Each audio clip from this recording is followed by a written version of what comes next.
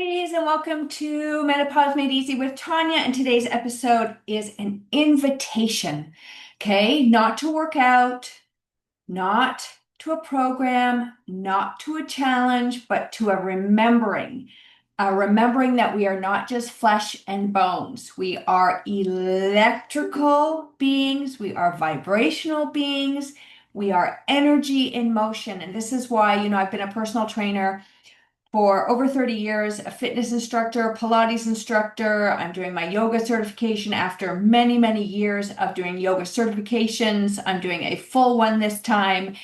And I just believe in the power of movement of all types. That's why in my midlife reboot program, I talk about a balanced approach to exercise. And today might surprise you, okay? Because we're not going to talk about lifting weights or grinding it out. And actually, I'm going to talk about how you don't want to always be doing those things. And I'm going to share some stories. This is basically, taken on me in my 40s just to give you an idea. And I see women doing this all the time. So I really wanted to give you a comparison if you listen to your body versus if you don't listen to your body. Okay, so we are more than flesh and bones. Like I said, we are electrical beings, we are vibrational beings, we are energy in motion, and sometimes energy gets stuck.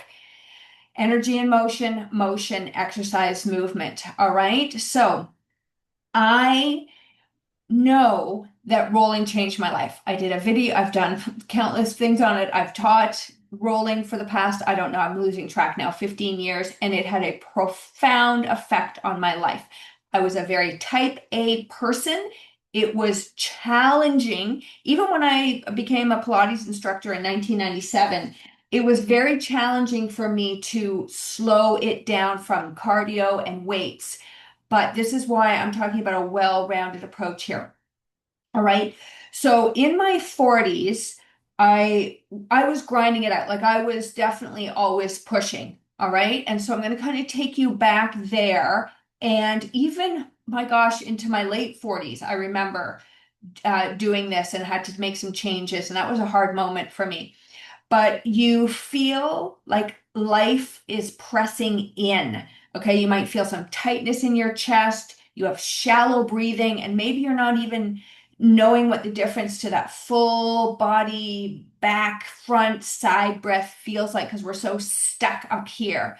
All right. Or we have this restless, charged sensation under the skin, and it can feel like an anxiety, right? It's like, whoa, this just pulsing. And this requires a little bit of an awareness to actually tap in to feel what you're feeling in your body. But I've started to see it differently. I didn't notice that before. So again, this may or may not, you may not realize this, but just kind of tap in, listen in, and then just become aware. All right. So this feeling isn't just emotion. All right. So when you get that gut feeling, that something in your heart, that those sensations in your body, something in your skin. Okay, it's a current.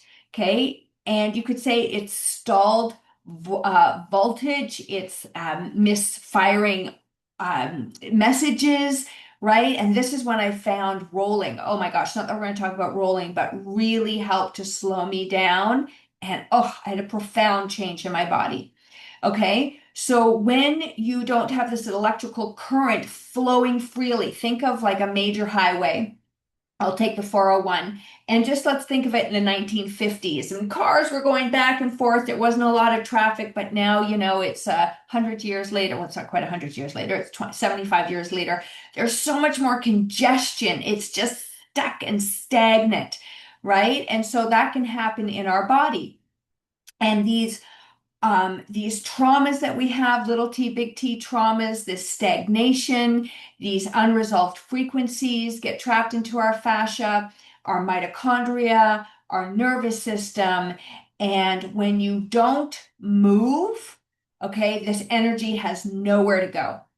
And it keeps looping, it distorts, it holds, it makes us stiff. All right. And so we want to honor gentle movement in our body. So it doesn't always have to be insanely intense movement in your body. All right. So what we want to start to do is tap in, but here's the shift.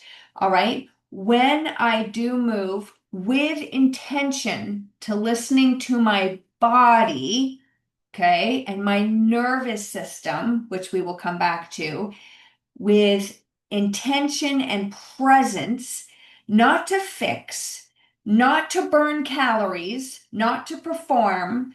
Okay, I was totally there. I was like, oh my God, how much work, how many calories did I just burn? Did I just burn off the Snickers bar I ate?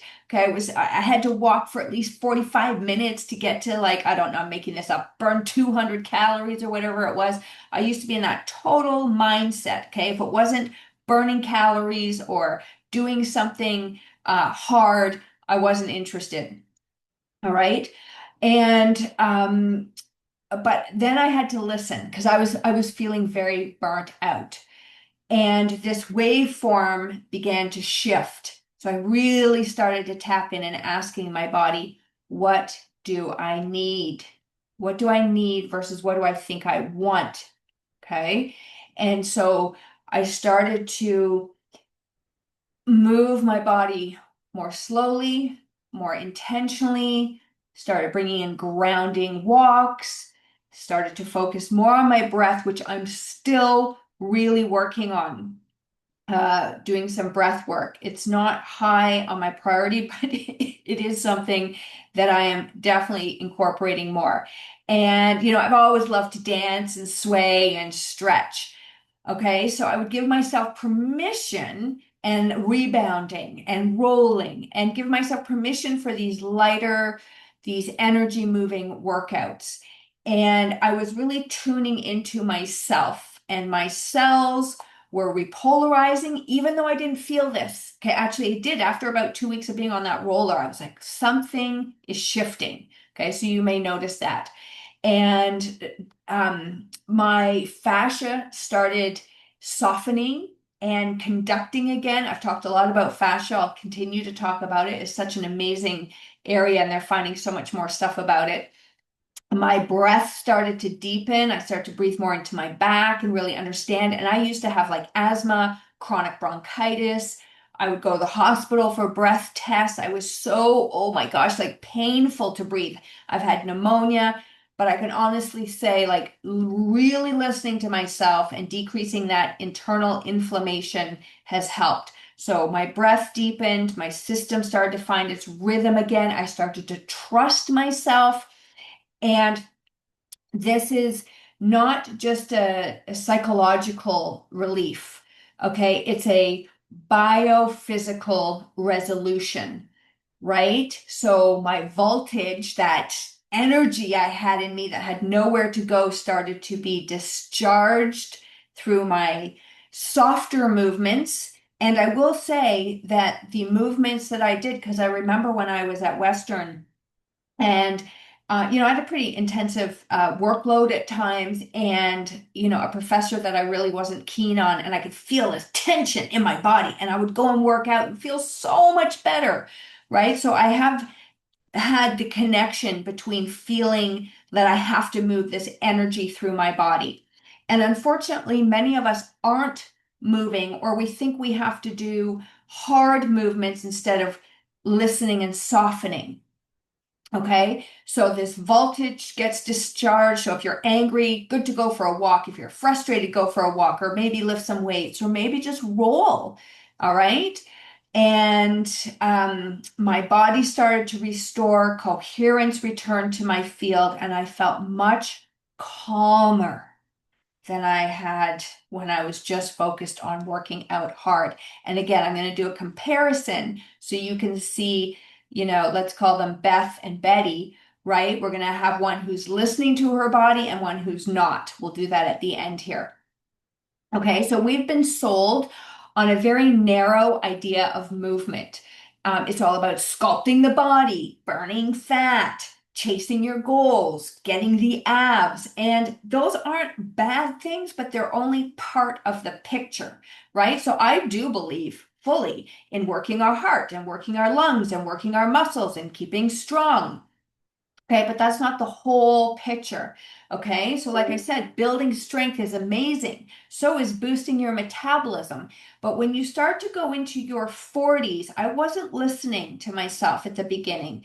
All right, this midlife is this sacred threshold, and movement becomes something else entirely. It becomes medicine. It becomes spiritual. It becomes electrical hygiene, right? And so let's talk about fascia for a minute. This connective tissue, this matrix, it wraps through the body like a living spider web. All right, it holds your posture. Okay, it holds memory, it holds charge, and every tight shoulder, every clenched jaw, every stiff hip might just be holding on to an emotion that's never had the space to move. Think about that for a second. This is why I have literally been rolling or doing blocking. It has to be 15 years. It is a major part of my routine. Okay, uh, my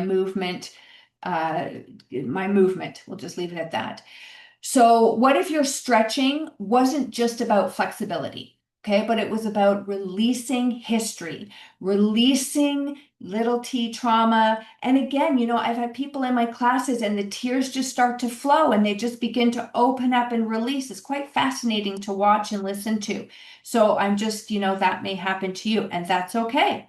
All right, so what happens if we're releasing history through some of our dance movements, through some of our rolling, through some gentle Pilates or yoga? Okay, and what if your morning walk wasn't just about how many steps I can get, but what about thinking that it's syncing your internal rhythm to the earth? And if you can get on bare feet onto the grass, the ground, and really earth and connect with the earth vibrational frequency, even more the better. All right, and so maybe we just dance on the lawn or dance in the kitchen, put on some fabulous music, and just see if that helps to move through or transmute or release a hard conversation or an old story that's just been stuck in your fascial network. Okay, so movement is how we discharge what doesn't belong in the body. And it's how we clear the static. It's how we become peaceful and quiet and calm. And I can definitely say that I am more of that the more inward I turn and the more I really listen to my body and balance it with different movements. So if you're feeling wired but tired, restless but frozen, contracted instead of expanded, on the edge without knowing why, you're not broken. Okay, you're not broken. Your energy is asking you to move. Your body is asking to conduct again. And here's the beautiful truth. Okay, this doesn't require a gym or a plan. It requires you to notice the buildup and meet it with motion. Okay. And, I teach in my Vibrant Living Academy, I teach 4 live classes a week, and I have a massive amount of classes in there from fingers to toes to rolling to yoga to Pilates to HIIT to Tabata to weightlifting, every inch of our body, every mood. And it just gives you some really amazing ideas of just the different ways you can move your body. So if you are interested in that, please reach out to me, ask about my Vibrant Living Academy. It's a treasure trove of all the things that I teach. And there's also some movement, or sorry, some meditation, sorry, some nutrition and mindset work in there. And you can just see how I am because of what I do. So if you really want to know, like, how can I get your energy and how can I get the movement that you have? Everything's in there. So if you want to have a peeky boo, go to go to vibrantlivingwithtanya.com and click on Vibrant Living Academy. All right. And you will have the chance to go in there. And so check that out. Okay. So you don't need any of that, but it does help to have some guidance if you don't know where you're starting from. But let's just give you a couple of practical things like right now. So maybe it's just putting on a good song and swaying back and forth to the music with your eyes closed and just feel that energy coming out of your body. And you may start to cry, you may start to laugh, you may need to, like, move a little faster, move a little slower, but just really turn into what your body is asking. You may get down on the floor and do a nice breath-led twist on your mat and really just hold it. And how does that feel in your body? Okay. Again, you might go outside and walk barefoot um, on the grass, okay, or on rocks or whatever, really stimulate your feet with different things underneath.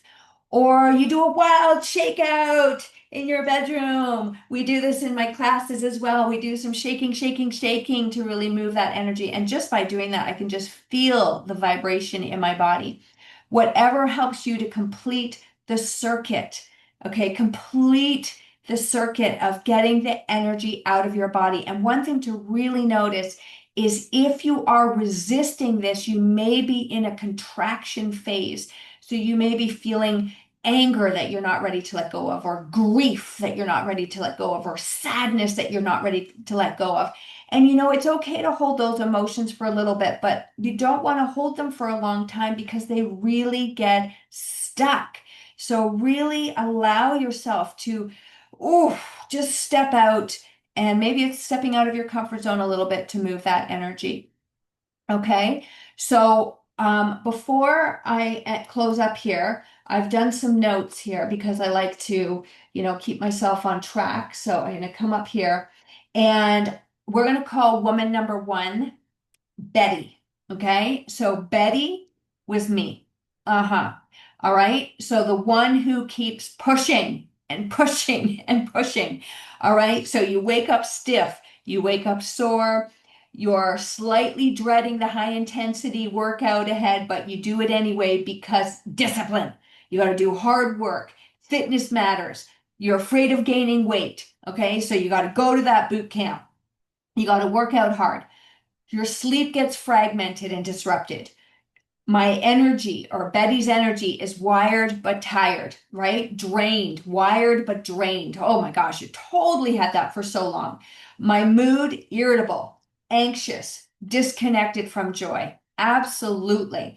Okay, my cycle was pretty on tap, but let's say that your cycle is gone, all right? Maybe your libido is gone, which happened to me. Your inflammation is quietly building. I didn't know that at the time, but I can definitely look back and I noticed I was a little puffier, okay, because that's inflammation in the body. And I think I'm doing everything right. And Betty thinks she's doing everything right. Okay, you're doing all the right things. You're spinning, you're doing high intensity, you're pounding out the weights, you're going hardcore fasting, but your body's whispers are becoming screams. Okay, and I can absolutely remember my body screaming at me. I could barely walk up the stairs. My legs were so fatigued. Reaching my arms up was challenging, wired but tired, dreading some workouts, but did them anyway. Okay, because I had to burn those calories off and keep my weight down. All right. So aches aches that wouldn't go away. So that was like my body was aching, right? But I still kept pushing. Oh my gosh, I did. There was hormonal chaos, but I really didn't understand that, so I didn't know what was going on. And I didn't really get my blood tested at that time, but my labs would have shown that my cortisol levels were elevated, my stress numbers were elevated. I couldn't recover as fast because I wasn't recovering enough, giving myself enough downtime. I'm talking about Betty here. Betty and Tanya seem to be the same person. I wasn't checking my heart rate variability, but I'm sure it was not what it could have been. I had a completely stressed out nervous system. I was on edge, mitochondrial fatigue, which again, I may not have been able to put words to. I didn't check my blood sugar levels, so I wouldn't know, but you could have some insulin resistance. You could even have some thyroid suppression. My fascia was definitely dried out and inflamed. The web in my body had lost its spring. Betty's too. All right, we're talking about Betty. And my spirit was tired. a little resentful. I was disconnected. Absolutely. Betty and I were disconnected from our body's wisdom. Okay, we were not paying attention and we were just, aiming to look fit, but feeling wrecked and surviving, but not thriving. I would definitely say that pretty much sums up late 30s into my 40s. And I can remember telling my classes and into my midlife, my Vibrant Living Academy, like, I cannot teach as many HIIT classes anymore. I am exhausted. I need a break. Okay, so woman number two listens to herself. So I would say this happened to me. I listened to myself. So Betty, what was the other name I used? Betty and Beth. Okay, so Beth, right, listens to herself. And 2 years ago, she was like Betty, doing it all, hit, tracking calories, measuring, pushing, pushing, pushing. I totally was there until one day her body whispered, enough, enough, enough. And I remember getting that message more than once, enough. And this time, Beth listened. She swapped punishment for permission, pushed pause on her ego. Yep, my ego, I had to quiet my ego. I started to walk more without thinking about steps or speed. I started to invite more stretching and Pilates and rolling and calming work into my routines. I started to dance. I've always been just a fun dancer, not a dancer. Okay, I would swing my arms around like I was in The Sound of Music while I was walking my dogs, and I was moving for energy and not effort. I met myself with softness instead of shame. Okay, I nourished, oh, this is Beth and myself. Okay, nourished instead of restricted. I added joy, I added rest, nature, sunlight. Oh my gosh, so many things have changed for me. And I moved to discharge, not to perform.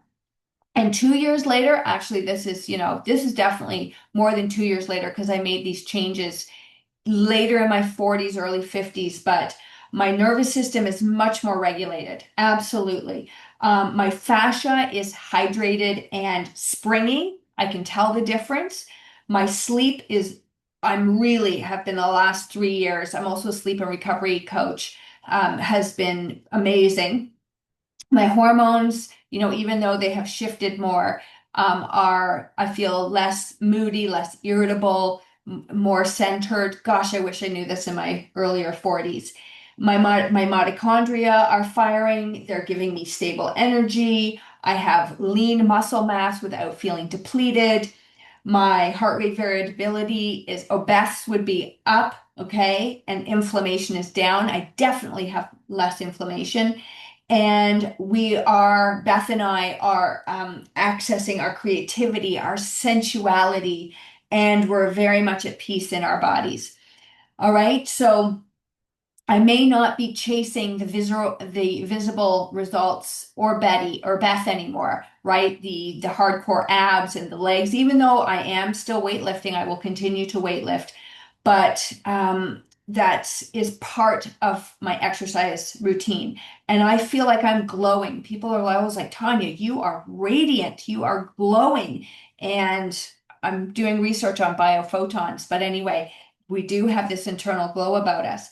My skin and Beth's skin, eyes, and posture energy are becoming more magnetic, and we're feeling rooted and alive. And I would definitely say that I am more Beth today than I am Betty.